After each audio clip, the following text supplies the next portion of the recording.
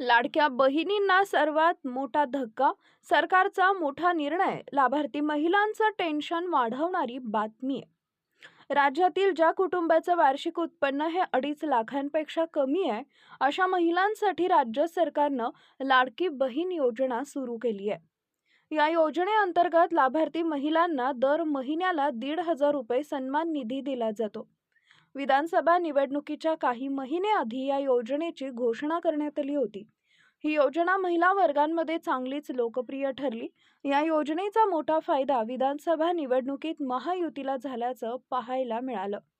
लाडकी बहीण योजना जेव्हा सुरू करण्यात आली होती, तेव्हा या योजनेसाठी काही अटी देखील घालण्यात आल्या होत्या.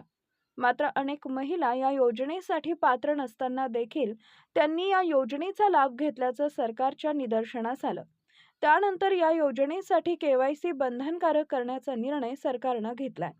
या योजनेचा लाभ हा खऱ्या महिला लाभार्थ्यांपर्यंत पोहोचावा, या उद्देशानं सरकारनं या योजनेसाठी KYC बंधनकारक केली होती. दरम्यान KYCला 2दा मुदतवाढ देखील देण्यात आली होती. 31 डिसेंबर 2025 पर्यंत या योजनेसाठी KYC करण्याची अंतिम मुदत होती. मात्र त्यानंतर देखील अनेक महिलांनी आपली KYC न केल्यामुळं त्या महिला या योजनेसाठी अपात्र ठरले. तसेच काही महिलांनी या योजनेसाठी KYC केली, परंतु त्यामध्ये काही तांत्रिक अडचणी निर्माण झाल्यानं त्यांना देखील पैसे मिळत नव्हते. आता अशा महिलांना चूक दुरुस्त करण्यासाठी मुदतवाढ देण्यात आली आहे.